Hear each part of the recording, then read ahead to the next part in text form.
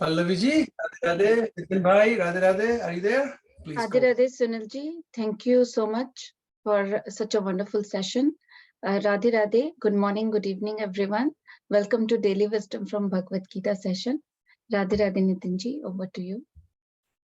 Radhe Radhe, thank you Pallaviji, and thank you Sunilji, Dale. Good to see you, Dale, if you're still there, and for a wonderful session. So Radhe Radhe, good morning, good evening, everyone. A very warm welcome to today's edition of Daily Wisdom from Bhagavad Gita. Today we are going to talk about a very interesting topic. You know, one of the things, a negative connotations to Sanatan Dharma or Hinduism is the caste system, right? That in Western circles, it is said whenever the topic of Hinduism or Sanatan Dharma comes up, they say, you know, the caste system, or why do people get typecasted the moment they are born. So today, if we need one more session, we'll see that. But the idea is hopefully we can see it in perspective, and never ever this question, whenever it comes up in any discussion, is going to make us uncomfortable. Okay, that is the whole idea of this discussion, because we will look at it in perspective and really challenge some of the stereotypes we may also have in our minds related to the caste system. So very warm welcome once again to all of you. Let's get started. I'm going to share my screen and we will get underway.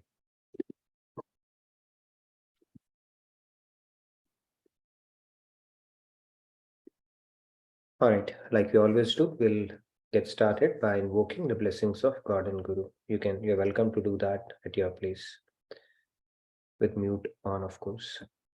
All right.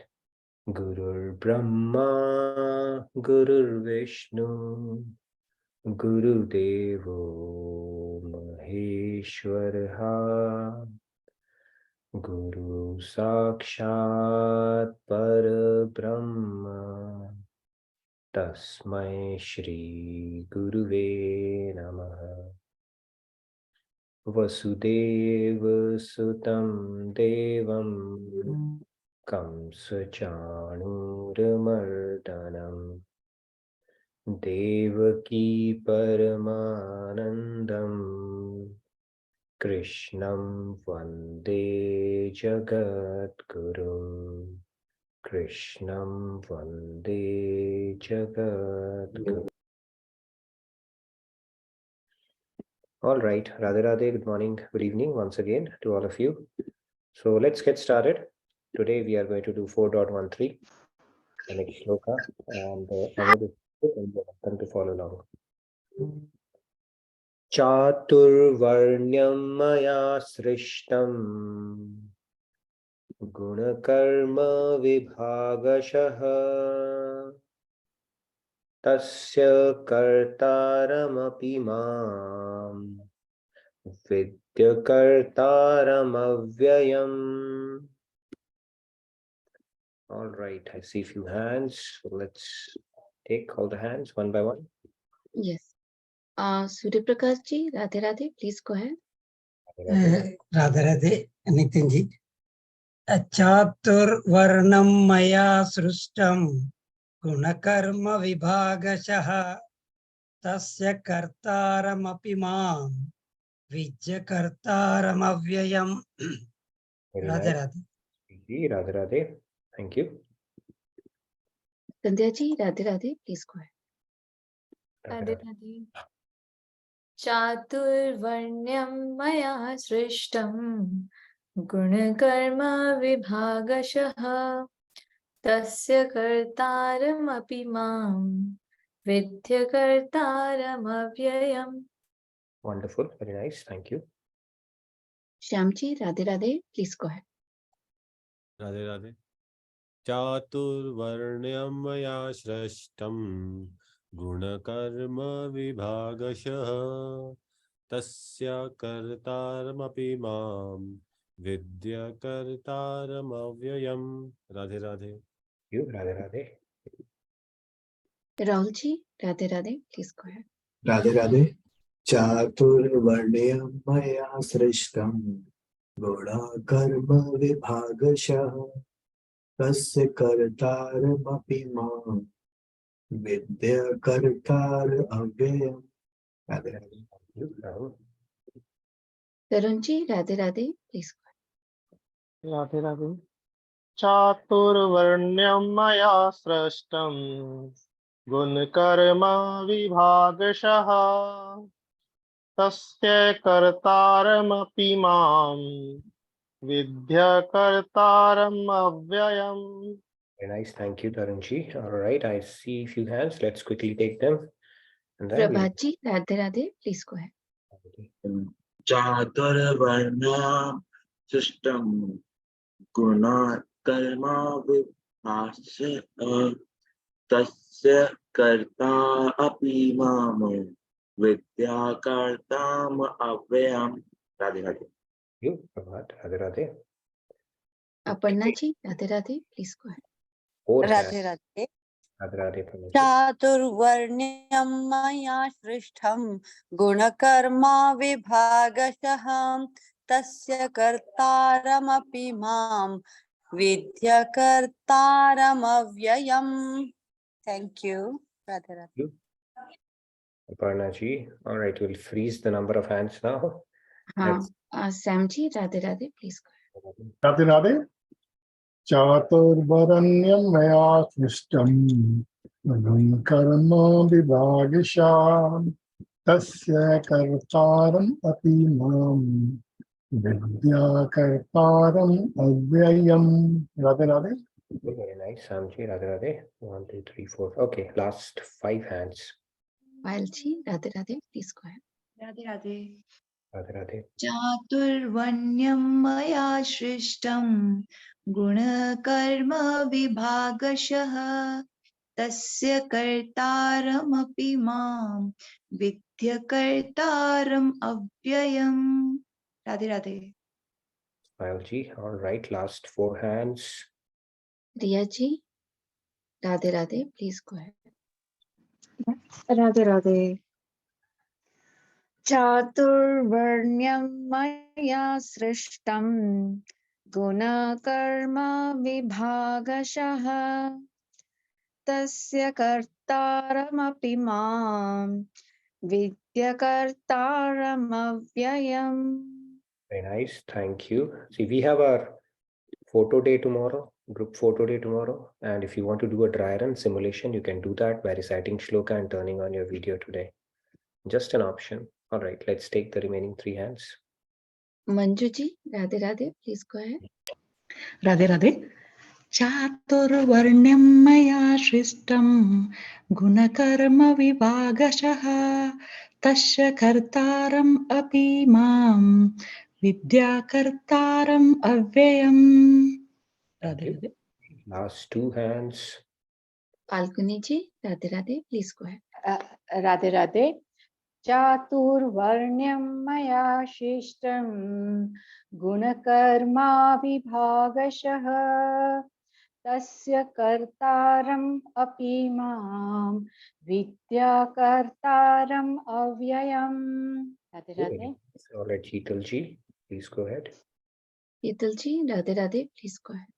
Radhe Radhe चातुर्वर्ण्यं मया सृष्टं गुणकर्म विभागशः तस्य कर्तारमपि मां विद्यकर्तारमव्ययम्. Very nice, thank you, Sheetalji. Okay, we can take maybe one more, Udaiji, last one. You just on. Udaiji, Radhe Radhe, please go ahead. Yeah, Radhe Radhe.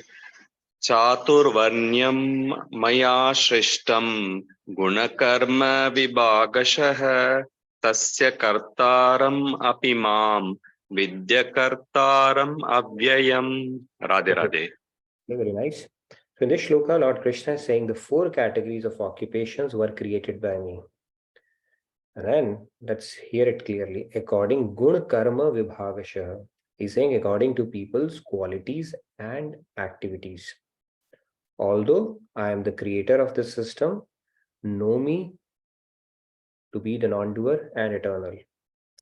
All right, so let's get into this important shloka. Okay, this shloka is going to put things in perspective with regards to the caste system that Sanatan Dharma or Hinduism is vilified for. Okay, in a lot of discussions I've seen, the caste system is looked down upon. during discussions and otherwise as well. So let's get started on this topic. We are going to first we'll take a quick question from the previous session. Now, yesterday we were talking and I saw one comment where, is it okay not to feel emotions or to stay stoic? Stoic means, kind of neutral, where you're not getting over emotional or hyper, especially, during some kind of tragic events or where people expect you to cry, right? Or lament. In those situations, is it okay to do that? And if you have that ability for whatever reason, because of your past sanskars or something has clicked in your head, or you have a certain level of dispassion towards the world or ability to see things in perspective or remain stoic, it's a great quality to have. So we don't have to feel guilty, okay? Especially if the world is expecting you to cry. Sometimes we play along, okay? We might be okay, but because people expect to see you cry in that situation, you force yourself to cry. Not needed. Okay, it is perfectly okay to feel dispassionate towards that situation and be able to overcome that. It's a great quality to have. God, it's very pleasing to God. Okay, so that is perfectly okay. In fact, the spiritual principle is that you remain hard as a thunderbolt in the world and soft as a butter when it comes to God. Both contradictory attributes you can carry simultaneously. That is what is expected. So when it comes to worldly dealings, not that you become ruthless, okay, but then on those kind of events, we need to harden ourselves. And when it comes to God, our tears should swell very quickly. Both things. The problem, usually with people who are emotional is, like usually with men, is that they are hard. Okay, when it comes to worldly matters, they are pretty hard. Hard-hearted like stone and stuff like that. I mean, I'm not stereotyping, generally I'm saying, okay. But then the problem is they're hard in the area of spirituality also. It's very difficult for them to feel emotional or to shed tears. And on the other side, the women, the girls, they're very emotional. It's easy for them to shed tears, but then they don't mind shedding tears for the world also. Okay, but so both things have to be married, the concepts. Here you take the best of both worlds. You become hard as a stone or a thunderbolt when it comes to worldly matters, and soft as a butter when it comes to the matter of God or anything related to God. So that's a concept. So it's okay not to feel guilty. In fact, it's a great quality to have. We need to build on that more. Okay, if people expect you to cry, we should be very dispassionate towards that as well, because they don't understand it, rather than playing to the gallery or feeling bad about it. So let's move on with that. All right. So one of our youngest devotees, she creates these beautiful flyers on a regular basis. So I thought I'll include it in all our sessions. Okay, you might be seeing it on our CIC groups. But this is created by Shurveer Urvi. Okay. All right. So what is Bhagavad Gita telling us about this caste system? And is my caste determined by the family I'm born in? Is what we're going to talk about today. Okay, it's going to be an interesting discussion, and hopefully it will help remove some of the cobwebs in our head related to this topic. Let's get started. Now, the Vedas classify people into four categories of occupations, not according to their birth, but according to their natures. Everybody has a nature, inherent nature. Okay. Now, because of their nature and not because of their birth, let's first understand that. Okay. What does it say? It says that there are four pillars. You see these four pillars? Brahmins, Kshatriyas, Vaishyas, and Shudras. These are the four categories. As we already know about these, right? We have heard about it so many times. These are the four categories. Let's explore a little more. Now, this classification was neither meant to be according to birth, nor was it unchangeable. Okay, pay close attention to each word. Neither meant to be according to birth, nor was it unchangeable. Now, Lord Krishna is explaining in this verse that classifications of the Brahmins, Varnashram system was according to people's qualities and activities. Qualities and activities is the key word. What are the qualities that you're born with? And what are the activities you carry during the course of your life? That will determine which category you fit into. Okay. So let's proceed further on this concept. Now, these 4 pillars that we're talking about, the first one is called, all right, these are the first one is called the Brahmins. The Brahmins are those who have a preponderance of the mode of goodness. They are predisposed towards teaching and worship. You see that? This is what the occupation or the guna of a Brahmin is. They are supposed to be in the mode of goodness. Now, this mode of goodness, does it ring bell? We are talking about sattva here, right? They should have a preponderance of the mode of sattva. And if somebody is born with that nature and then they dedicate their life, they have a natural predisposition and dedicate their life towards teaching and worship, then they are called Brahmin. Okay, that is the first one. The second one is called the Kshatriya, those who have a preponderance of the mode of passion mixed with a smaller amount of goodness. Now, Rajas is introduced in addition to Sattva. They are inclined towards administration and management. Okay, they are Kshatriyas. The warriors, as we see, the Vaishyas are those who possess the mode of passion mixed with some mode of ignorance. Now, the Tamas aspect is introduced as well. Accordingly, they form the business and agricultural class. And then the last one is called the Shudras, who are predominated by the mode of ignorance. They constitute the working class. Now, again, the key is based on qualities and activities. Now, this is like if you go back to the shloka, like Lord Krishna is saying here, Guna Karma Vibhagasha, he's saying, right? If you look at what is the word he's using here, Guna Karma Vibhagasha, qualities and activities. Now, if you think deeply about this concept,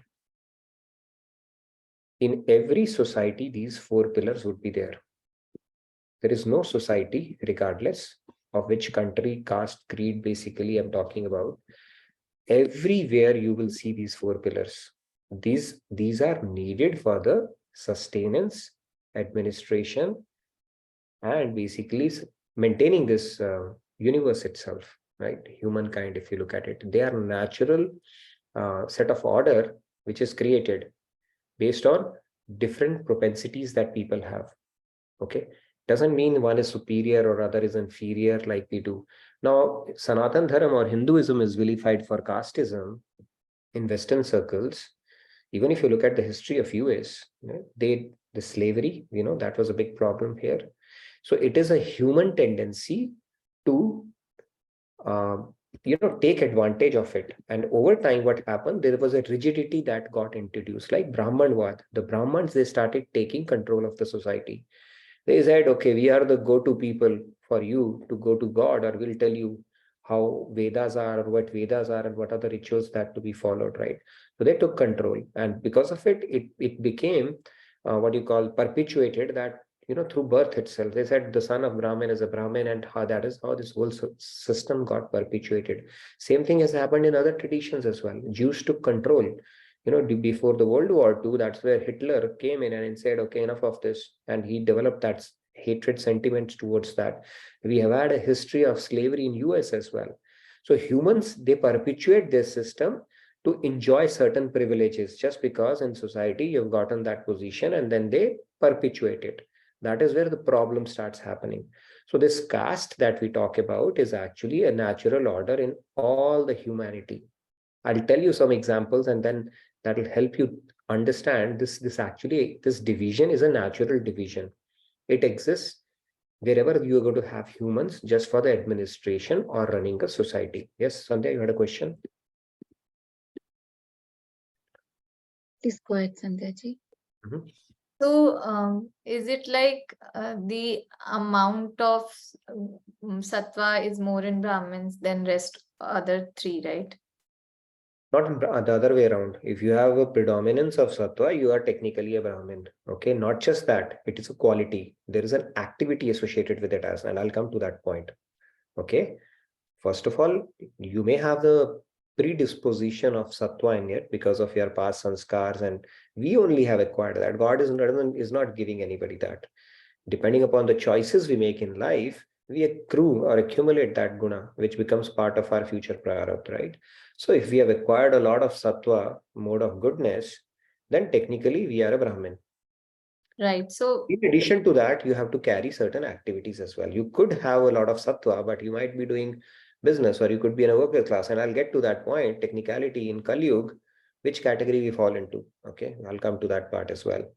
So it is not only your guna, but the activity that you carry, which will determine which classification of these 4 pillars you actually fall into.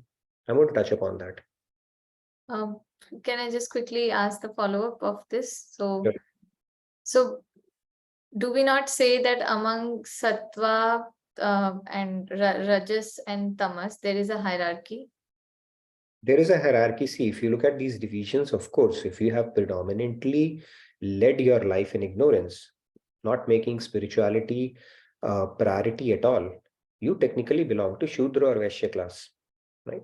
And this order is contained so that you keep on progressing amongst that hierarchy, right? You keep on progressing amongst that hierarchy until you become Gunatir. So of course, in a way, there is a hierarchy there, but these 4 pillars are anyway there, will always continue to exist, because you will have people with all the 3 different kind of tendencies. Now I'll come to that question. So if you look at it that way, in Kali Yuga, we belong to, nobody is a Brahmin or a Kshatriya. Kshatriya, you might be there because people who are at the frontiers who save, right? Those are Kshatriya. So we fall into Kshatriya, Vaishya and Shudra category. Mostly Vaishya, I would say, because mode of passion is there to work, to earn and to enjoy. And then you get paid for that, right? And then that paid, that bhog aspect is driven by ignorance, because you want to enjoy it for yourself, right? So majority of people in Kali Yuga, they are Vaishya or Shudra. Either they are in ignorance, okay, forget about God. We just have to worry about our eating, sleeping, mating, defending and taking care of our family. God and all that is fine, okay? The little bit of ritual that we do, that is good enough. So predominantly in ignorance, so Shudras. And if they have some, what you call a little bit of mode of goodness, have a little bit of more inclination, but then they get paid for what they do. They are Vaishyas, even for that matter, even Brahmins, Pandit who do puja, who get paid for it. In the previous era, when, that Rajguru used to have a higher pedestal than the king himself. That is used to be the true Brahmins around it, right? Who's not only guna, but they would provide education, right? That is their predominant guna. They are technically Pandits. It's very difficult to be Brahmin in Kali Yuga. If you are doing it with your guna and you are distributing knowledge free of cost, and then that is your predominant guna, then you might be aligning a little bit to that, right? But that doesn't mean it makes you superior, right? You could now, all occupation or guna does not really determine, your pathway to God realization, right? Sant Ravidas, we know, he was born to a family of a cobbler. So technically, and the karma, throughout his life, he worked with leather. Basically, he was in worker class only. But because of his guna, he was able to attain sainthood. He was a saint. So occupation doesn't matter as much as your guna.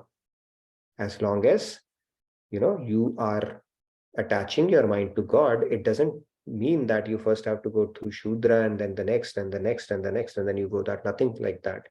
So these are simply the occupations. So let's look at it some examples, okay, from a practical standpoint. Even in communist nations, I'll come back to you. I see a few hands. We'll get into more discussion. So please hold on to your questions for now. Like in communist nations, we see where equality is the overriding principle. They say no distinction whatsoever. The diversity of human beings, it cannot be smothered. So there are philosophers who are communist party tanks. Those are the philosophers who do the thinking, the strategic thinking. Then there are military men who protect the country. Then you have the farmers who engage in agriculture. And then you have the workers. There are factory workers as well. So even in communist nation, this division is there. So basically, we cannot do away with this division. You'll have people belonging to all the 4 classes all the times. Even in the corporate culture, let's look at another example here, okay, which may help you understand this concept a little more. Now, the tendency of a particular man toward work is determined by the modes of material nature which the soul has acquired. Let's understand that. It is determined by the modes of material nature which the soul has acquired. Now, Lord Krishna is telling Arjuna the same in Bhagavad Gita when he says, if my ultimate aim is to realize God, then why to go through the trouble of fighting this war and taking blood of my relatives on my hand? I would rather renunciate, go to a forest, and then do my, take a sannyas and then realize God. God says, no, you have to act in accordance with your guna. Because you are a Kshatriya, you are born a Kshatriya, even if you go to a forest, you will find a few tribals, form a small army and start fighting wars. Okay, because you cannot tolerate injustice and stuff like that. So you will go with your gunas. Even now, right, we have a predominant guna. If a businessman or somebody who's always doing plus minus in his head, he goes to jail, there also he'll start a small business. He'll start doing. And if somebody has a predisposition to distributing gyan, he will always find 3 people and start distributing whether they like it or not, right? So we have to act in accordance with our gunas and then, do that as a service to God. That is our best bet to success in life, as opposed to trying to imitate somebody else against our gunas. So whatever is our guna, regardless of, whichever, occupation or place we are born in, doesn't matter actually. You might be born in a Brahmin family, going by that, but your karma might be, you could technically be a Vaishya or a Shudra. Opposite to that, if you contrary to that, you might be born in a Shudra family, but might actually be, by your guna, you might be a saint, like Saint Ravidas, right? He was a cobbler. His father was a cobbler, but if you look at from the definition of what Lord Krishna is telling, he was a Brahmin in that sense, right? So it doesn't matter actually. Now let's take it a little further. We will try to check out on the caste of Lord Krishna also. Okay, we'll get into that. What was the caste of Lord Krishna? Okay, we'll try to understand that. So material nature that the soul has acquired. Now, although God is the creator of the scheme of the world, yet he's the non-doer. This is similar to the rain. So just as the rainwater falls equally on the forest, yet from seeds huge banyan trees sprout from others. So here is rain. Okay, now I'm talking about rainwater, so we need to get the rain also. So what happens? The rainwater is rainwater, right? So when it falls into the seeds, certain seeds, they become flowers, or you could have a big tree, banyan tree, or if it falls in an oyster, it could become a pearl. Now, did rain did its magic? No, it was agnostic to the recipient actually. So God is non-doer because he's simply giving you the energy. Now you would act in accordance to your gunas, right? Because you have a free will. So you will act in accordance to your gunas. You can transcend your gunas. So that is why God is non-doer. Even though he's the basis of energy, is just like rain. Depending upon the vessel on which it falls, the manifestations could vary, right? Or it could become a thorny bush. All of these things have manifested from the rain, but based on the quality of the seed, different things have manifested. Okay, so that is why God is called a non-doer in this context. Now, in the same way, God provides souls the energy to act, but they are free in determining what they wish to do with it. So he's not responsible for their action. We said you have a free will, but you are not free from the consequences of exerting your free will. Okay, I will give you the results accordingly. Okay, that is how it works. Now let's look at another example, analogy. Let's say there's a software company organization, Bill Gates. What made Bill Gates Bill Gates? Okay, because he ran a company called Microsoft. I hope you have heard about it. Now in any software company, what do we have? We do have a hierarchy, right? People who do innovation, you can loosely tie them to Brahmins. People, right? Not everybody can do innovation in a company. Then you have people who will make policies. They know whom to hire or whom to fire. You can get it into administration, Kshatriyas.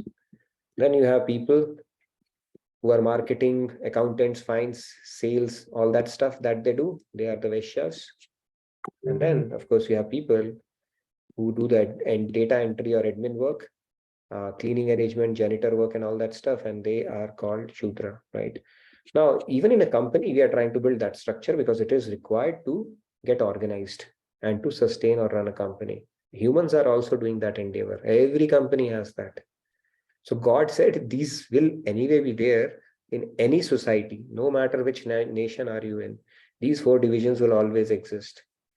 Now, Hinduism gets vilified because, over time, I think probably it got a little sanctified that, okay, if you're born to this, you are this, and then you started discriminating against the lower classes and stuff like that. But that discrimination has been carried out in pretty much all the societies. If you go back to the history of mankind, no matter which country you pick up, Everybody does that. They take advantage of their position and discriminate against the people. Even now there is apartheid, we know about it. Even now there's discrimination that happens based on the skin color on a lot of countries if you go there. So that is there. That is a human imperfection or human vested interest that has adulterated this whole thing. There's no problem in the system act, because you need all categories of people, and no matter which part you are in, which category you are in, it's not that you don't have the privilege to realize God, or you should be exploited, or you have an advantage over anybody else. Nothing of that sort. You focus on your free will, you acquire your karma, and then do employ the science of work depending upon the occupation you are in, and you can realize God. It's as simple as that. But let's understand these divisions are bound to remain. Okay, you cannot say everybody will do innovation in a company. Then who's going to run the other aspect of it? If a company keeps on innovating and you don't have sales, marketing, or nobody has some kind of a strategic vision around whom to hire or whom to fire or take care of other activities, then who's going to run the company, right? So we also try to form those divisions forcefully just so that something can be run operationally well. So we try to streamline that, and God said it's already streamlined. These categories will always remain, because people will always have a mix of different gunas, propensities, and accordingly, that is what their guna karma vibhag, based on their quality and activity, they will slot or get fitted into one of these categories. Now, individually, we can introspect and figure out which category. I would say in Kali Yuga, most of the people fall in Vaishya and Shudra category. Okay. It's not, it's not something to feel bad about, but that is a fact, right? If we predominantly engage in mode of goodness, do noble deeds, charitable deeds, spread education, stuff like that, then we are actually in that category, right? So that is where it falls into. And then if you look at it, the Brahmins if you look at it from scriptures, say they are the head or the brain of the society. So this is the head. You see the head. And then the Kshatriyas are the arm of the society to organize and protect the society. The arms have come. And then you have the Vaishyas are the belly who supply resources. And Shudras are the legs who provide movement in the society. Now, Brahmins say head is superior, and this whole forms the basis of the society to run the society as a whole. Right? Now, you will say head is superior to feet. No. If you look at scriptures, you touch the feet, you don't touch the head. And God's feet are, basically there are so many tons and tons of literature written on the beauty of God's feet and why we should focus on that even in our Rup Dhyan meditation. The lotus feet, we talk about Guru as well. So feet have their own significance, belly has its own, arms have their own, head have their own, all have their own significance in society. All are important. Now, going with this definition, what do you think was the caste of Lord Krishna? Anybody? Let's see. Lord Krishna, he was born in a Kshatriya clan. Yadavanshi was in a Kshatriya clan. However, he got raised in Vaishya clan. They would sell milk, they were a kind of cowherds. Now he was raised in a Vaishya clan. However, he was invited to Rajsuya Yagya. So he was given a stature of a Brahmin. And what was he doing? He was doing the work of Shudra there, picking up plates and calling people and all that stuff. What would you call Krishna in that case, right? Hope it puts things in perspective. It's more about your activity that you carry out and the guna that you have, the predisposition that you have based on your past sanskars, that determines your caste, not the family that you're born in. Okay. And it is nothing to be bragged about or anything of that sort. Okay. All are the four pillars. They are needed for the sustenance of the society. And I would not call one superior to other or inferior to other. All have their own place. And we need to figure out, where we fall, and regardless of which category we are in, we can attain God from that point, because God has given the science of Karam Yoga. And he's not saying Karam Yoga, you are eligible for Karam Yoga only if you are a Brahmin. Karam Yoga is open for everyone, right? You can attain God even as a butcher, or you may not attain, or you may attain hell even as a Brahmin. Both things can happen. So it's not like you first have to become this, then this, then this, and then only. So this is actually to look at this whole thing in perspective. Any questions? Now we can open it up for questions, because I know it was a pretty deep discussion on this topic. I see a couple of hand raised. Nanik ji, Radhe Radhe, thank you for waiting. Please go ahead.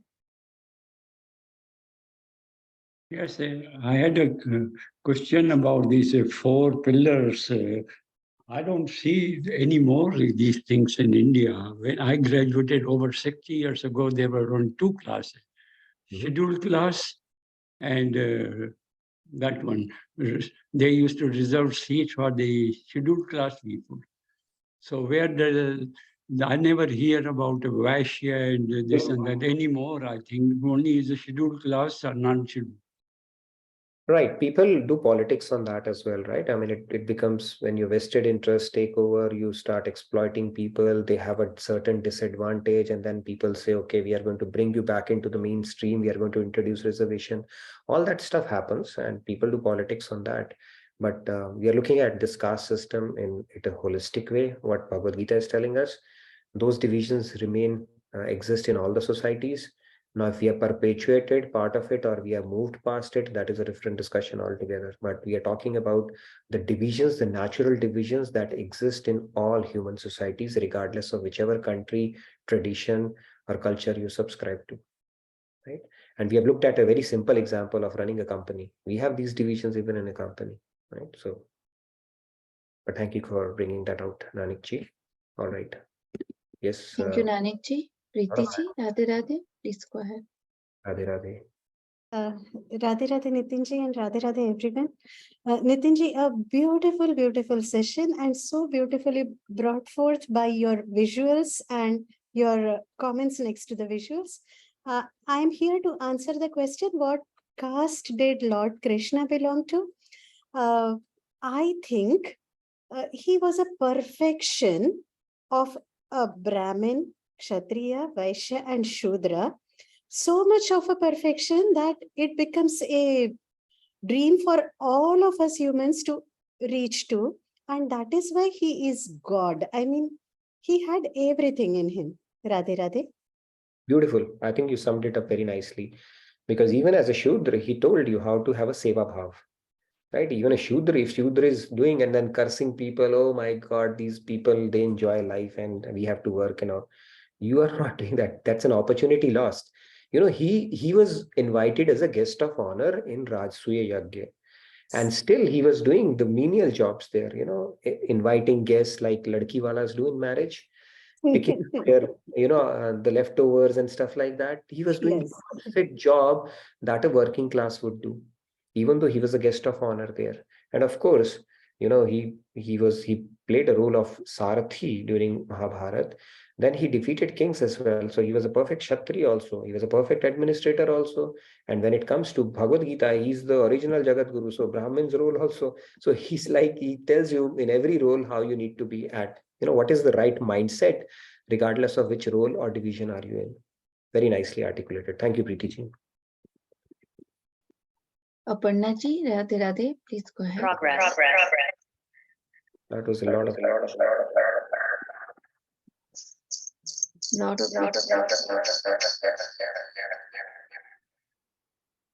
It's like going to Kans jail, right? Where Devaki and Vasudeva were there. And yeah. Aparna ji's audio was echoing everyone. Okay, we'll get back to two Aparna devices. ji. You may want to two devices that might be causing this echo. But yeah. Radhe Radhe. Okay, Radhe Radhe everyone. Can you hear me? Yes, it's no echo. Thank you. Please go ahead. Okay. Sorry about that. No, I just had a quick thing, Nitinji. I was born in a Brahmin family, so I was called, I always called myself as a Brahmin, and I was told to be proud of being a Brahmin. Is there a possibility that the family lineage later on, it will become Kshatriya or Vaishya? I mean, will they be called something different? I cannot imagine that they will be called something else other than Brahmin, but for myself, I haven't figured out what category I fall, but that's one way I can see is if one of your generation only has a daughter and marries somebody in Kshatriya, acquires her surname, and then you can call it. But I would say this is all human cosmetics that we are playing with. Right. Actual caste is determined by our guna and our kriya, what activity we end up doing. Not, I mean, born by birth, even my parents told me I'm a Brahmin, but I told them I've never done anything, what a Brahmins would do. Maybe a little bit of it aligning to it now, but it's actually determined not with your family lineage as such, but more with what you do and what kind of preponderance you have, the gunas that you have. So yeah, I mean, maybe down the line it could be anything, but it's more of acquiring a surname that doesn't determine our caste. For humans it may, but for God, your caste is depending upon your gunas, your swabhav, and your activities, the activity or the kriya that you do. That is what would determine your caste as such. But caste doesn't matter actually. If you look at it, it doesn't matter. We still have to do work, whatever work we are in, have to do, and we have to do it in the right spirit, because our aim is spiritual, and there are no different yardstick for people based on the caste that they are born into. When Yamaraj or Chitragupt looks at our ledger, end of the life, he's not going to say, hey, you are born as a Brahmin, so I expected you to do this. He will simply look at your ledger, your karmas, what did you do? And that would determine the afterlife or what we end up getting in our next life. So yeah, Nitinji, as a parent, we don't need to tell the children. Here our children don't know about the caste because we don't tell them. I know. Yeah, I mean, as long as it does not bring prejudice and biases in their head, I think that's fine. But here, I think that there's no concept about that, right? But we are still married to that, and it's so deep rooted in our psyche that we just have to take a call and put it in perspective so that our kids don't keep on carrying forward that thing, right? It's determined with the way you operate in this world, and not necessarily the kind of clan or family or you're born in, lineage you're born in. Yeah, thank you, Nitinji. I see a lot of hand raised. Falguni ji, Radhe Radhe, please go ahead. Radhe Falguni ji. Radhe Radhe Nitinji, there is a little confusion in my mind. So like Krishna tells Arjun that it is because you're a Kshatriya, it is your dharma to fight. And then there is the guna. So like that is what Krishna says, okay, like you're born with either the Brahman gun or the Kshatriya gun or the Shudra and the Vaishya gunas. So is there a conflict between the dharma and the guna? Because if you put it in this perspective, there could be some conflict, no? Dharma and guna, yeah, there is. In fact, if you are born in a warrior class, like for example, if you are endowed with the responsibility of taking care of people and protecting them, then of course your dharma has to be aligned to that, right? Like for example, if you are a king, you have to protect your citizens. So if you don't do that job well and you just enjoy your life, then of course you're not aligning to dharma. Now, dharma is a very loaded term, but yes, there might be a intersection between the occupation that you are in and what would be your right dharma to do at that point. So there could be. In fact, your dharma is also dictated. One of the variables definitely is the occupation that you are in. And another variable we can touch briefly upon is your varnashram. Based on the varnashram, the station of life that you are in, so your dharma is a very complex thing. It's not dictated by one variable alone.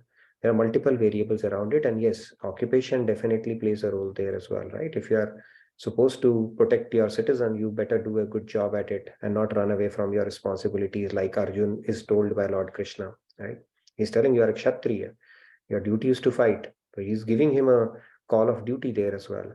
So similarly, if we are in a position of influence, we need to do it to the best of our ability as a service to God. Otherwise, we are not aligning to the appropriate dharma at that point. Okay. Yeah, thank you. Radhe Radhe Radhe. Thank you, Falguni ji. Sandhya ji, Radhe Radhe, please go ahead. Thank you for waiting.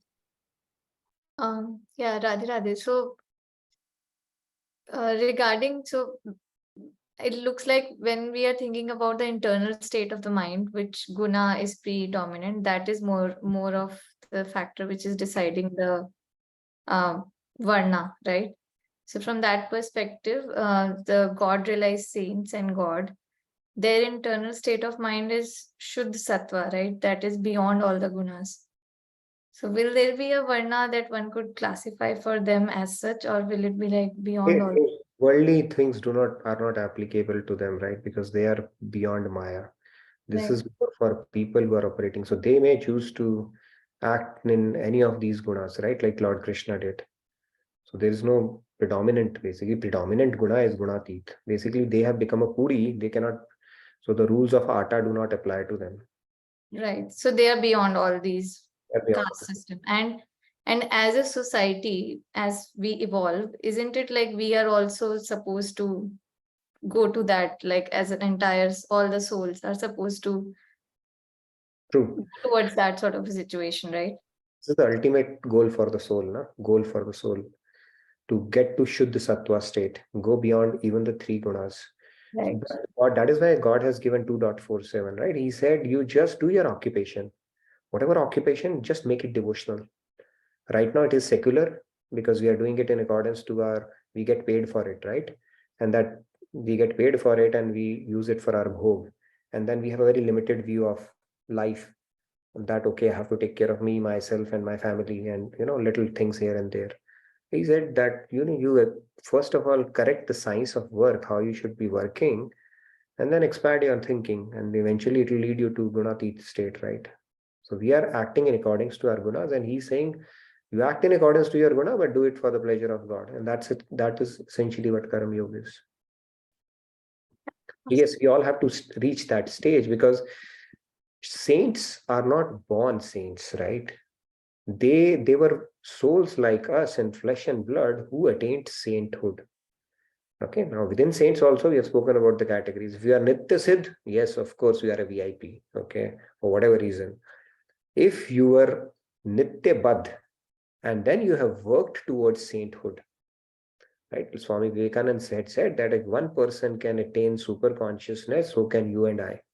Others can do that as well. That means they were also in one of these four categories in their previous lifetime, and then they attained that super consciousness. And that is the goal for all of us as well, aspirational state for all of us. Okay, a lot of hands. Please ask Yeah, easy. it's a very We have time today. topic of interest. Yeah. Probably give 5 more minutes, 10-5, and then we get into our devotional segment. We do have time today, so we can take more questions, maybe quick questions. Yeah. Samji, Radhe Radhe, please go ahead. Radhe Radhe, definitely you very well explained it, the class system, although it was already explained last year in April of 2022, you explained it because we had gone up to 4.31 and then whatever. Anyway, coming back to the question. So basically, I would say some kind of greed happened in the Brahmins. What will happen to our 10th generation, 4th generation, wo to bhukhe mar jayenge, 10th one. So then they devised all those, the greediness thing, vested interest. Because of that, they planned it. Whatever will be born into our family, he will be Brahmin, no matter what. Following that one, they also advised the Kshatriyas, also Rajas. They also started thinking on those lines. Oh, what will happen to my grandson and all those things if he doesn't rule the kingdom?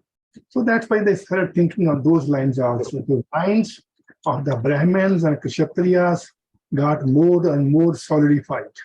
Later on, the Vaishyas also, they had no choice. Same as Shudra totally had no choice. I think that's why, because of the bad elements of greed and many other things, basically greed of anything, greed of gaddi, greed of power, greed of money, greed of no matter what, but to counter anything. So that kind of greed happened into that category. First category, slowly it creeped into that one. So their goodness, passion, got transferred into passion and ignorance and all those things. That's why Kali Yuga, everything has been deteriorated over a period of time. That's my take on this thing. You articulated it well. It's a vested interest of humans which actually made this whole system adulterated and vilified and looked at in a negative say. And by the way, yes, we had covered it, but if you go back to that session, I had not introduced this slide that you're seeing on your screen, as well as this slide. Yeah, some screens are new ones. And the line of the software company, next to that. Something new, like I said in Bhagavad Gita, when we revisit something second time, oh my God. Definitely, yeah, you're right. Yeah, so that's why I picked up this shloka, but yes, we will get to 4.3031 and then it will continue, okay? Like yeah, up to 3.1 we had already reached anyway, that's okay. But we have to feel some more layers in these shlokas, that is why I've included, as part. Right. So yes, very true. It is the vested interest of humans. We want to secure our future and take control of society, basically. Everybody wants to exert their control, and that is why these kind of imperfections creep in, and it happens in all the traditions, right? One of the reasons World War II took place was because Jews had taken a lot of control over the business, in those times, and there was a pent-up frustration around the world, and Hitler became a face of that, right? And like I spoke about slavery here in US until Martin Luther King, and there was a revolution here as well. So this is a problem with humans, right? Whenever we get into a vantage or a position where we can have some kind of an advantage, we want to perpetuate it and exert control. And that is more of our human problem than anything related to the natural division that anyway exists in all the societies. Thank you. Okay, let's take a few more hands. I think we have time. Monica ji, Radhe Radhe, please go ahead. Radhe Radhe. Radhe Radhe ji. So I just wanted to add just my 2 cents to what Nanik ji was talking about, and then Pallavi ji, and then Sandhya. Thank you, Nitin ji, for bringing up this fundamental thing, because let's say if, few of us or whoever is, has a last name which, brings in the Brahmin or Brahminism or let's say Kshatriya or whatever. So we are conveniently so associated with it that we don't really look into what it is going to, bring into our kids also. Like Sri Ram or Sri Krishna or Arjun, they never had any caste thing, right? And this casteism, everything, this caste word itself is introduced by Portuguese. It was never an Indian Bharatiya word anywhere. And as far as like how you mentioned, this is like all politically motivated. It is so politically motivated that it is now getting introduced in US also. Pallavi, to answer your question, one of the universities in California has introduced casteism. So my humble request to everybody that I'm very happy that this thing got introduced in our session also. But then it's not that you have to go and fight on the street, but if it comes to your attention, please clarify and start from your home. Your kids should understand that this is something. They should follow the Varna thing and not the casteism. Thanks to my father, who actually, got us introduced this Varna system in our childhood only. So we never got introduced to like casteism and stuff. So just wanted to bring that up. Sure. Thank you. Thank you for sharing that. That's very true. I think the least we can do is not pass on this thing as a deep-rooted thing in the psyche of the next generation, right? So we need to put it in perspective and give them the clear picture how it was meant to be and how we need to look at it. Great. Thank you. All right, let's move on and take a few more. Thank you, Monica ji. Meenu ji, Radhe Radhe, please. Radhe Radhe, Meenu ji, Vinod ji. Mr. Meenu. Mr. Meenu. Nitinji, hate to go into a little bit of politics here. Okay. It was the British who, when they saw that our culture was so divine, they said the only way to mess this thing up is to divide them. And during a census, I don't know which year, they brought the caste system into our vocabulary. Mm-hmm. We didn't have any caste. So I think Monica mentioned we have to be very careful about this. So that's all I have to say. No, thank you for bringing that. In fact, yes, a lot of things were introduced or systematically introduced or tinkered with by Britishers, like including the Gurukul system, because that was used to be like where you would get all this stuff that we are reading right now, like Bhagavad Gita. It used to get introduced early on, right? And at that time, missionaries only had, very basic, education system, primary education system driven by church. So that was one of the things they dismantled as well, right? That was the very backbone of our society. So a lot of things got introduced over time for sure. But again, the bottom line is it is more driven by vested interest than anything, that God has. A lot of people, one of my friends used to say, when, so much of fights happen and exploitation happen because of caste, why did God create castes? How do you explain that, right? Why did God create? He didn't create. I mean, it's a division that happens. We choose our karma. We have our propensities. Not everybody can have, the proclivities of what a Brahmin or a Kshatriya or a Vaishya or a Shudra would have. Different people are different, right? Everybody is different. And God says, yeah, this is the order. And even in companies, we create that division, right? Because it is needed. So, so people look at it and then, yes, it's one of the negative connotations, but I think hopefully this discussion helps us see it in perspective and tackle any of those conversations going forward. All right. What else? Who else? Yeah, Tarunji, Radhe Radhe, please go ahead. If you don't get a chance by any chance today, you can put a question feedback tracker. I can always bring in. Yeah, there are a lot of hand raised and we have time constraint too. There are questions in chat also, Nitinji. Sorry, I'm not.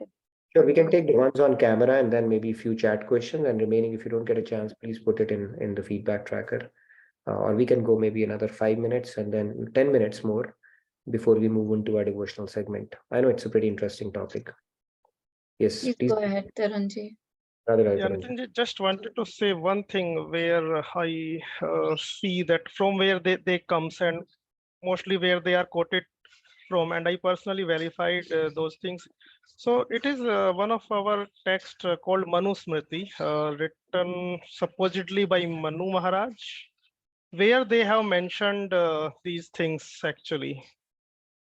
So what's the point, Arunji, related to all of this? What's the point basically? What are you trying to Yeah, so what I was trying to say is that these caste system or the marriage system or all those things have been actually explained in the Manu Smriti. So I wanted to basically understand the as I read it was written by Manu Maharaj. Was it like Swambhu Manu from our?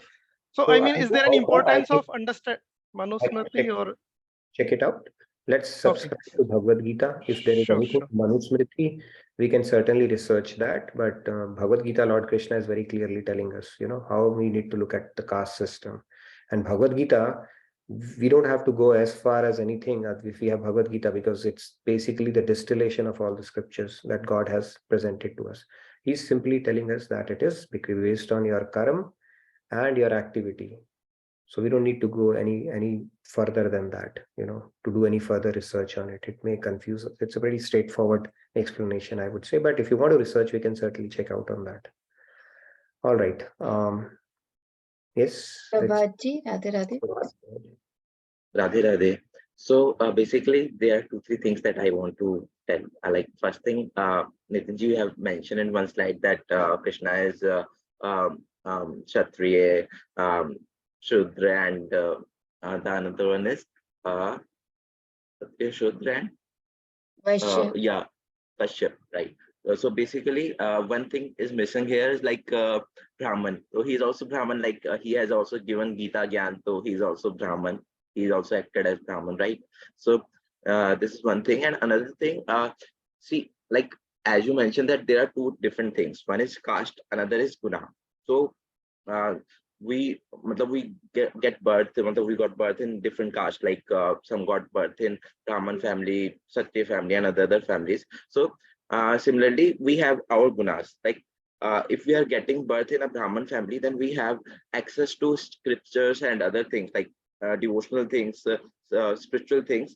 And when we born in some family where we don't have access of these things, then it is very tough for us to attain the God. Like for that purpose, we have to focus on our gunas. Like if our gunas are if we are working on our gunas, then it will help us. But so if someone born in a Brahman family, then they should realize this thing that they have got that privilege, so they have to do it, or they have to act accordingly, and they have to to whom much is given, more is expected, understood. But then right. might be born in family, but that family might be not be subscribing to the activities that Brahmins do. So I would say they are born in situations, circumstances, and places where they can carry on their spiritual journey early on in life. Now, it may not be a Brahmin family in that case, right? It is just situation, circumstances, I would say, God will arrange. Yes, he may technically, I mean, again, I'm going by the definition of Lord Krishna, right? And if somebody's carrying the title of a Brahmin family, they may not actually be doing those activities as a Brahmin, right? May not be conducive for a spiritual journey as such. So I would say God will arrange for certain circumstances, situations.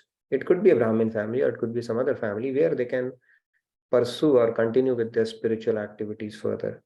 So that algorithm God only knows, because he knows this soul, what was his basically past merit and what would be conducive for this person's spiritual journey, and accordingly they'll place in a suitable womb so that they can continue on with this journey. Lord Krishna has answered that question, I think, in 7th chapter, where Arjun says that what if I'm not able to complete this journey in this life?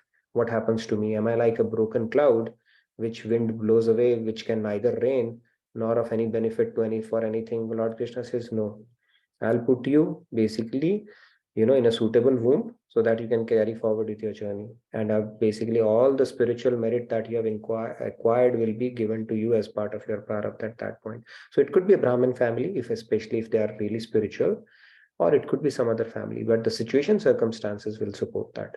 That's the key. So is it related to that 4 lakh yonis of Manushya? We come to know that 4 lakh yonis. So is it the differentiation like one Manushya yoni is in this particular category or something like that? Possibly. I mean, it could be one of the categorization there as well. I don't know. There are 4 lakh yonis for sure, but yeah. Yes. Are those divisions, maybe some of those are driven by the gunas as well. Okay. Thank you. Yeah, thank you, Prabhatji. There is one question in chat that I'll take. Mhm. Can one have qualities of all 4 categories and perform activities of all of them? Maybe. I think we are all shade of gray, right? All of us. I think part of that is there in all of us, basically. But there is always a predominant quality all of us have that intuitively we know, or we kind of understand, right? Or then a lot of people say, like, we all say that we're still trying to figure out what we want to do when we grow up, but intuitively we know there's something we have a natural knack for, whether it's on the business side, whether it's on, taking a stance, in life against injustice, or basically having a tendency to distribute gyan around, or to simply do seva wherever you go. So that predominant tendency is there in all of us. So God is saying, just continue to work with that tendency, just purify the intention behind it, do it as an offering to me, and then you will elevate yourself. Thank you. I'll take Annapurna ji. Radhe Radhe. Annapurna ji, please go ahead with your question. Yes, I was listening to this discussion, very interesting. And I have, long time ago I read that, all of them are equal, everybody together. That is why they call it Samaja. Society is nothing. Sama means everybody equal. Ja, like God or something, Samaja. And then another story I just wanted to say in when I saw it in Mahabharata when it was coming in India, in that what happens is Duryodhana and Dharmaraya, they will be both contesting to become the prince, and then I think Bhishma gives them a problem, how they are going to solve. And then I think what has happened was they have to give the justice to 4 people. I think a murder, it had been committed by Brahmin or something. Then I think Duryodhana just tells everybody, they have sinned and they have to be jailed. But Dharmaraya, he looks at each one of them and he determines all 4 castes were involved in that. And he says that, for Brahmin, I think he gets 32 years because coming close with scriptures and, helping other people to achieve their goals, he has committed, so he has more years of Got it, jailing. got it. You know, Punishment and was then as it goes, it reduces, you know, to understood. for Shudra, it's only 8 because he doesn't come in contact because he was working class, he was working, you know. So I was just reminded of that, you know, Sure. that story that so I thought I should bring it, you Thank know. you for- Being a Brahmin, I think he was asked to. Sure, sure. Annapurnaji, I think you made your point. Very true. I think that goes back to the question that Prabhat was saying, too much more is given, much is expected as well, right?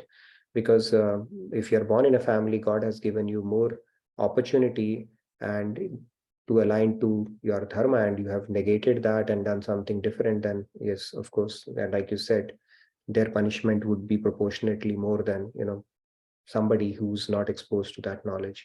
So thank you for sharing that. Sairamji, you turned on your video in between. You wanted to, maybe we can cover the remaining 3 hands real quick as well before we move to our next segment. Yes, Please Sairam. go ahead. Radhe Radhe, Sairamji.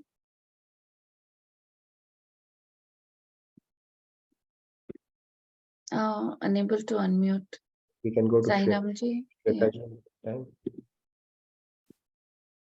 Hi, Radhe Radhe, everybody.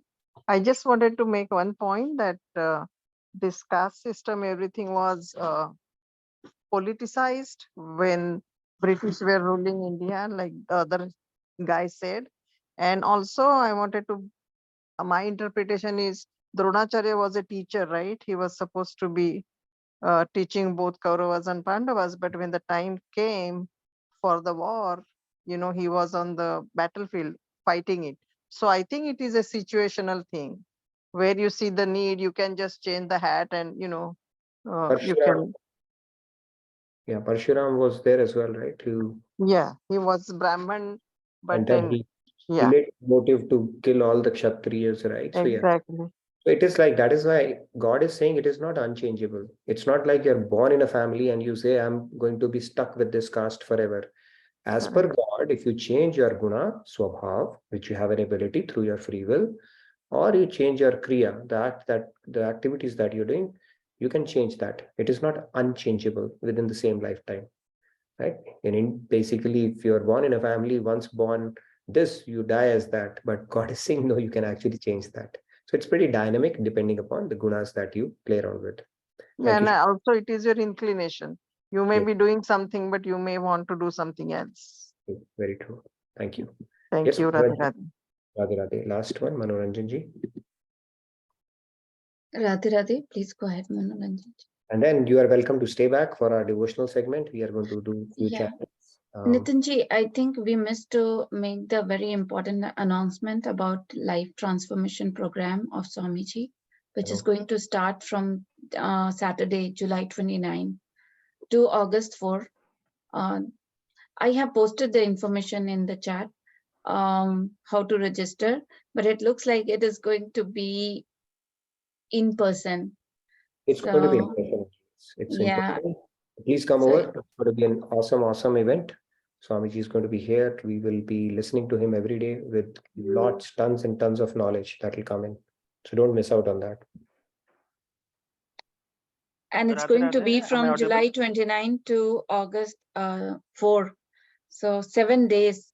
What a awesome event, right? We have a morning walk as well every day, and along with a free breakfast. Okay. So walk and breakfast both. First you walk, you whet up an appetite, and then you have breakfast. And then and satsang and divine presence of Swamiji. Divine presence of Swamiji, you'll get to hear bhajan sung by him as well. So I wish I could have known and planned for this earlier. Yeah, that would have been nice. So, but yeah, those of you who can come over, or if you are in Dallas, you can't miss out on this event. Okay. Yes. Great opportunities, lifetime opportunity. Every year we get. Great. All right. Let's hear from Manjuji and Manoranjanji real quick, and then our next segment.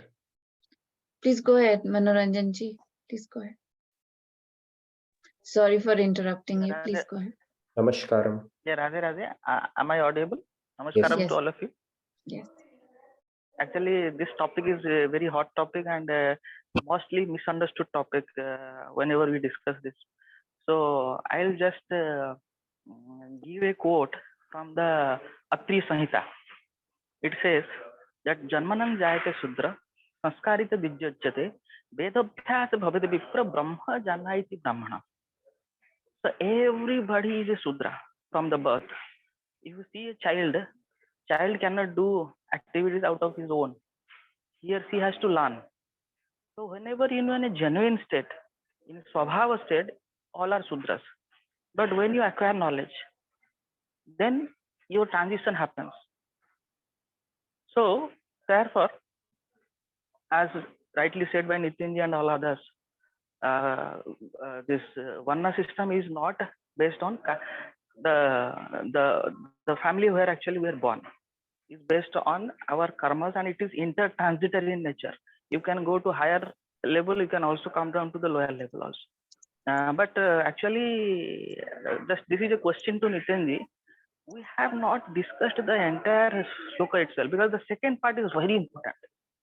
We have discussed the first line, but there is a beautiful concept in the second line. So if you could bring that, it would be helpful. Sure. Definitely. We have another session tomorrow, so we'll try to bring that aspect tomorrow. So thank you for that. Now, I think we should, Manjuji, real quick, if you want, I think we are already late. We have quite a few people lined up. Some are going to make a debut today. Chimpaji, All is going to sing as well. So let's move to that, unless we want to take one more question here. Radhe Nitinji. Hello. Am I audible? Yes, we can hear you. Please go ahead. Yes, we can. Hear you. It is my opinion. I don't know whether it's correct or not. For the third and fourth category of the division, no, for Kshatriyas and Kshudras, it had come like mode of ignorance. I felt like instead of ignorance, was it mode of interest is better? Like, because even some people they are spiritual. Like while doing their work, they are becoming karma yogis. Like they may not be having any gyan or vairag anything, but they will be. Some people are devotional to the God while doing their work also, even in those two categories. So yeah. I think I will pass on your recommendation to Vedvyasji to introduce a fourth guna called mode of interest. Oh, sorry, sir. No, I'm just kidding. Yeah, I think they are broadly classified into three: mode of ignorance, passion, and goodness. Okay. In the sense here, ignorance means what it is telling, sir. Is it lack of knowledge or? Ignorance means you are working basically primarily without even having a bigger picture around it, right? You're working for your own sake. You're working so that you can earn and sustain your livelihood and then take care of your family, and not thinking about it, right? And not having that spiritual spark. Okay, there's some big picture to it and stuff like that. So if you look at some people, all they care for is, okay, I need to have food for 3 times, raise a family, and then move on in life, right? Support my family and nothing beyond that. So they are called to be in a mode of ignorance, right? And as you start developing spiritual spark, of course, the mode of ignorance still remains, because until we become Bhagavad Prapt, ignorance is still there. Only when we realize God, the ignorance will subside, right? But the proportion of ignorance will keep decreasing. So even though we may have motivation, interest, ignorance is still there, right? We are all ignorant. If we were enlightened, we would not be here. We would have been with God or, somewhere else there. But mode of interest would be a good one, right? I'll definitely, if I get to meet Vedvyasi, I'll say Manjuji suggested that. I like even those categories are also very important to the society, sir, right? Very true. Everything is needed actually for the society. That is why I'm saying nothing is good or bad. If I just take one more example, like suppose one man is working in, like he's doing his seva in temple. He's every day sweeping in the temple. Like out of bhakti, he's doing that one. He doesn't need anything in return, but he doesn't have any knowledge about jnana, about any. True. I got your point. That is why I'm saying one guy is doing service in the temple. Okay. The consciousness behind that dictates which guna is that person subscribing to. Now, if he's doing that seva in the temple, and all he cares for is, okay, I'm going to get my, $10 or $15 an hour. And if somebody else gives him $25, even if it's not temple, he won't mind going there, right? That is one aspect. If he is doing that seva thinking, you know what, I am doing this seva and I want people to know about it. That is another consciousness. If he's doing his seva and he's simply thinking, you know what an opportunity to serve God.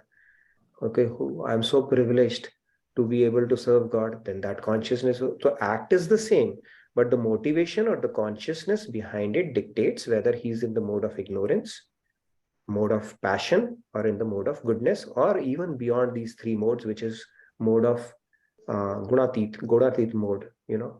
So it's not the act, but the motivation behind it, and that motivation comes from the guna, your guna, swabhavik guna, or the natural guna that you have inside you. Yes, sir. Thank you, sir, Nitin sir. Radhe Radhe. Thank you, Manjuji, for beautiful. Now, are we good to move to our devotional segment? I think questions are over. If you have any more questions, Yeah, I see hand raised Kumarji and Kumarji. I go ahead. wonder Are you if he going to has question. sing a bhajan, Shri Ram bhajan today? Please go ahead. Radhe Radhe Kumarji. Jai Shri Ram. I'll surely have a Ram bhajan next time. Just a quick, I'll try to make it real quick, 30 seconds. Yes, Manusmriti talks about these 4 varnas and all that stuff. And one, does it matter? Really not. What about God, right? Was he Kshatriya? Doesn't matter. God, of course, is above all these, right? He doesn't belong to any varna. He's simply, he's above everything, right? For us, what we need to realize is one great thing which has happened. Like there is a saint in Tamil Nadu who says this, out of all the greatest things, it's so great to be born a human, right? Then when you're born a human, to be born without big defects. Third is to have a scriptural knowledge, right? This knowledge of God. There is a God, right? So that knowledge. We are all in this beautiful spiritual path.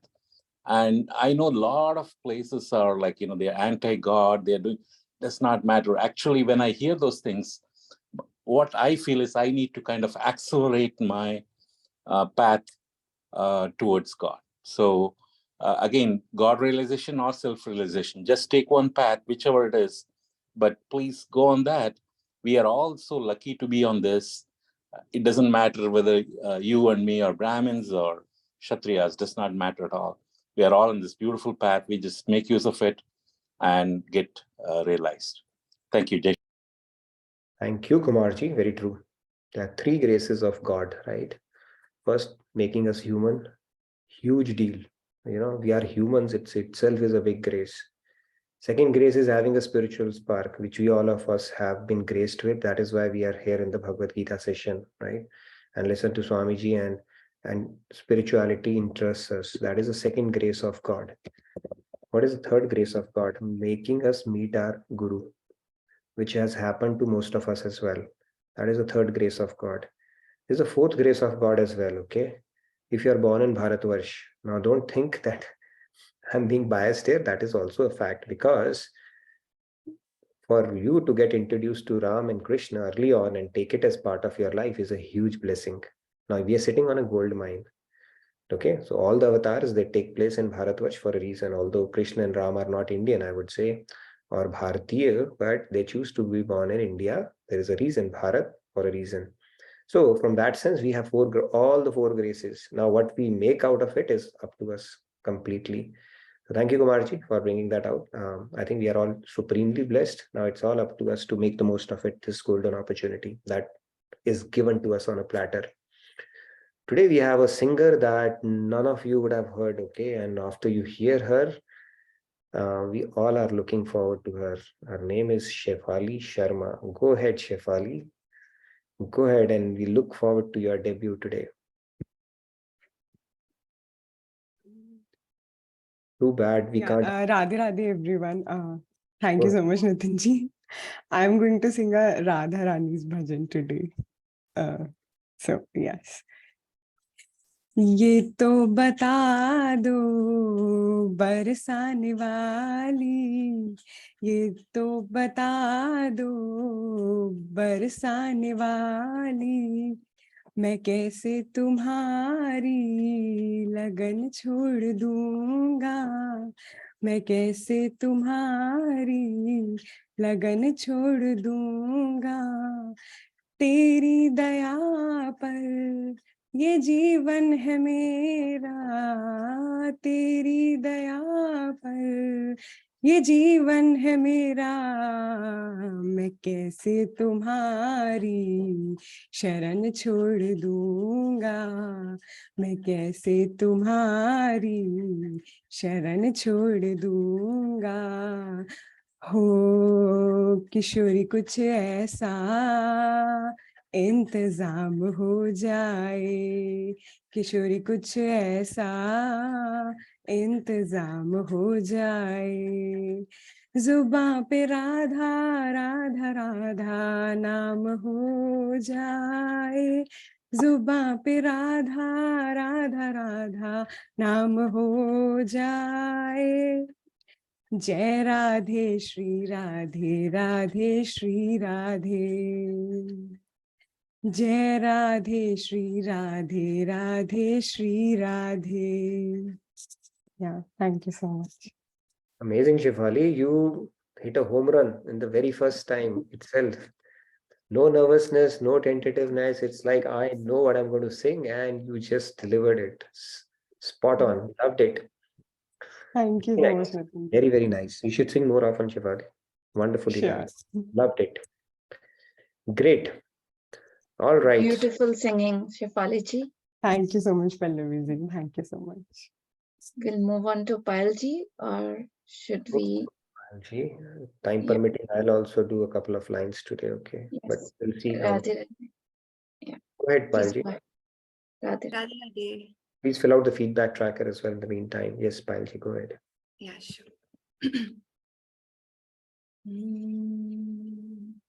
सावरिया मने भाया रे, सावरिया मने भाया रे, सावरिया मने भाया रे, सावरिया मने भाया रे, सावरिया मने भाया रे, सावरिया मने भाया रे, सावरिया मने भाया रे। सोहनी सूरत मोहनी मूरत, सोहनी सूरत मोहनी मूरत, हृदय बीच समाया रे, हृदय बीच समाया रे, सावरिया मने भाया रे। देश में ढूंढा विदेश में ढूंढा, देश में ढूंढा विदेश में ढूंढा, अंत को अंत न पाया रे, अंत को अंत न पाया रे, सावरिया मने भाया रे, सावरिया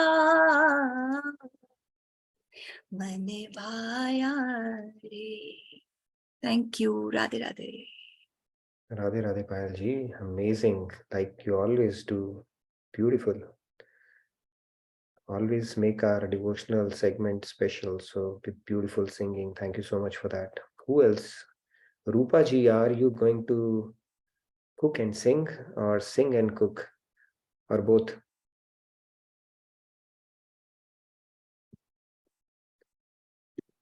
Lovely voice, Payal ji. You sang very beautifully. Now we move on to Rupa ji. Radhe Radhe Rupa ji. Please go ahead. So I was at home. My class starts at 10 o'clock. Are you going to sing? Yeah, I'm going to sing. Okay, sure. It's a Telugu song, Telugu Krishna song. Nanda Gopala Sri Lolama Pahi Govardhano Darakam Barhi Pinchadara Krishna Jagadishwara Mohanakara Vimira Narayana Keshava Deva Paramatma Muralidhara Narayana Keshava Deva Paramatma Muralidhara Garuda Gamana Hari Kamala Nayana Pari Paripalimpa Jagelara Nanda Gopala Sri Lolama Pahi Govardhano Darakam Barihi Pinchadara Krishna Jagadishwara Mohanankara Ravimira Karivara Damodara Dharma Samraksha Danujantaka Karivara Damodara Dharma Samraksha Danujantaka Padmanabha Hari Garuda Gamana Hari Kamalanayana Pari Paripalimpa Jagelara Nanda Gopala Sri Lolama Pahi Govardhano Darakam Barihi Pinchadara Krishna Jagadishwara Mohanakara Ravimira. Thank you, everyone.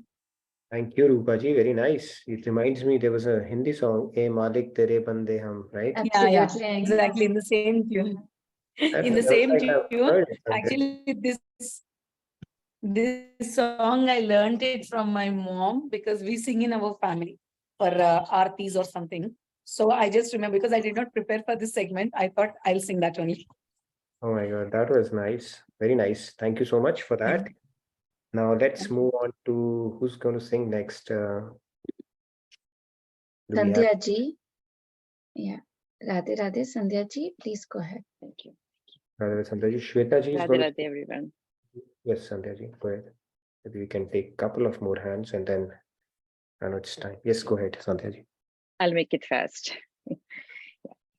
Ganga Jatadhara Gauri Shankara Girijamana Ramana Ganga Jatadhara Gauri Shankara Girijamana Ramana Mrityunjaya Mahadeva Maheshwara Mangala Subhacharana Jaya Mrityunjaya Mahadeva Maheshwara Mangala Subhacharana Nandi Vahana Nagabhushana Nandi Vahana Nagabhushana Nirupama Guna Sadhana Sai Nirupama Guna Sadhana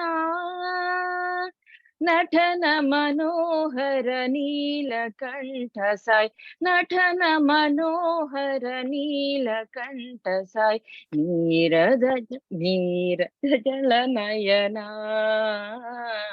Neerajadalanayana Ganga Jatadhara Gauri Shankar Girijamana Ramana Mrityunjaya Mahadeva Maheshwara Mangala Shubhacharana Nandi Vahana Nagabhushana Nandi Vahana Nagabhushana Nirupama Guna Sadhana Sai Nirupama Guna Sadhana Natana Manohara Neelakantha Sai Natana Manohara Neelakantha Sai Neerajadala Nayana Neerajadala Nayana Ganga Jatadhara Gauri Shankara Girijamana Ramana. Thank you, everyone. Thank you, Sandhya ji. Wonderful. Good to hear you after a while, and that was very nice. Lord Shiva's bhajan. Yeah. Thank you so much for that. Because Rupa sang, I felt like to. It's good. Very nice. Thank you Thank for you that. so much. Radha Radha. Good. Manjuji, you wanted to sing something today as well? Beautiful bhajan, Sandhya ji. Manju ji, please go ahead. Radhe Radhe. We have a condition. You have to come on video. Radhe Radhe Nitinji, I will come someday.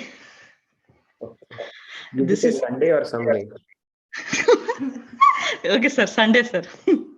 Sure. Look forward to that. This is Krishna song.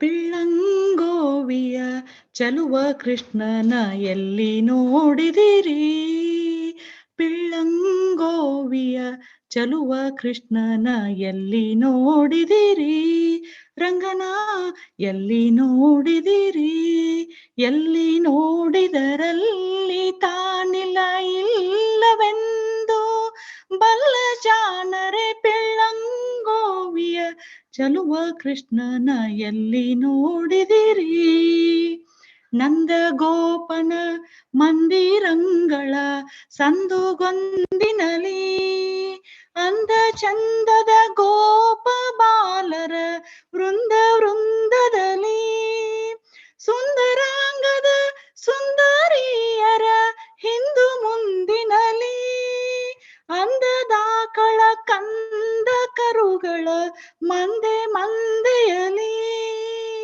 ಪಿಳ್ಳಂಗೋವಿಯ ಚಲುವ ಕೃಷ್ಣನ ಎಲ್ಲಿ ನೋಡಿದಿರಿ ರಂಗನ ಎಲ್ಲಿ ನೋಡಿದಿರಿ ಈ ಚರಾಚರದೊಳಗೆ ಅಜಾಂಡದ ಆಚೆ ಈಚೆಯಲಿ ಈ ಚರಾಚರದೊಳಗೆ ಅಜಾಂಡದ ಆಚೆ ಈಚೆಯಲಿ ಕೇಚರೇಂದ್ರನ ಸೂತನ ರಥದ ಚೌಕಪೀಠದಲ್ಲಿ ನಾಚದೆ ಮಾಧವ ಕೇಶವ ಎಂಬ ವಾಚಕಂಗಳಲ್ಲಿ ವೀಚುಕೊಂಡದ ಪುರಂದರ ವಿಠಲನ ಲೋಚನಾಗ್ರದಲ್ಲಿ ಪಿಳ್ಳಂಗೋವಿಯ ಚಲುವ ಕೃಷ್ಣನ ಎಲ್ಲಿ ನೋಡಿದಿರಿ ರಂಗನ ಎಲ್ಲಿ ನೋಡಿದಿರಿ Radhe Radhe Manjuji, you are such a good singer. You seem like a trained singer. Very nice. Thank you so much, Nitinji. This is like we are searching for Krishna. Did you see him somewhere like Nanda Gopana in the house of Nanda Gopa? Or did you see behind the Radhe's group? Or did you see behind the cowherds group? Like that, we are searching for Krishna in different places. Very nice. We did not see Krishna, but we definitely saw the bhav behind it, the way you sang it. Very Thank nice. you so much. Please continue. Very melodious singing, Manju ji. Yeah. Nice. Please continue this tomorrow, ji. Are you going to sing as well? Shweta ji, I guess. I think this is Sheetal ji. Sheetal ji. Radhe Radhe, please go ahead. Radhe Radhe. Yeah, I just want to say that please continue this topic tomorrow. I have some more questions for you. Please. And saying I am. Yeah, please go ahead. Yeah, please put the questions in the feedback tracker, but we'll definitely continue on this topic tomorrow because few more things we will cover on this topic tomorrow. So sure. Thank you. Yeah, thank you. All right. So with that, I know we are over time today. So let's wrap up our session. Thank you, everybody, for the enthusiastic participation and making this session special. I'll recite a few lines. Okay, you have to bear with me. It's my session, so I get to sing 2 lines. Okay. Nand lal pyare Yashoda दुलारे नैनों के तारे करूं मैं तिहारी मनुहार प्यारे करूं मैं तिहारी मनुहार आशा का बंधन टूट न जाए लगन मिलन की छूट न जाए लगन मिलन की छूट न जाए। ओ गिरिधारी ओ बनवारी कृष्ण मुरारी सुनी लो दीन पुकार। ओ प्यारे सुनी लो दीन पुकार। All right. Radhe Radhe. Thank you everyone for a wonderful session and a great engagement like you always do. And we'll continue on this topic tomorrow and discuss some more aspects of the caste system that we are talking about. And I look forward to seeing you again tomorrow. By the way, tomorrow we have angels meeting. So those of you who are angels, we have a parallel meeting. I think there will be an overlap of about 30 minutes with another session. So I'll be there on that session, but I'll switch to this session at 9 o'clock. So it's up to you. If you want to continue, you can continue. If you want to join here, join here. But we'll continue to have our session tomorrow. And tomorrow is our photograph day. Okay. So please get your best dresses and your best smile, wear your best smile and whatever you want to do. So come over tomorrow. We're going to take pictures, a lot of pictures. Okay. And then flash it all over. So thank you, everybody. Good night. Good day from my side. Thanks to you, Nitinji, and especially the cherry on cake was your devotional singing as well. Thank you so much to all of you. Such an enthusiastic participation and all beautiful devotional segment. Beautiful. Thank you so much, everyone. Stay blessed. See you all tomorrow. Good night. Good day.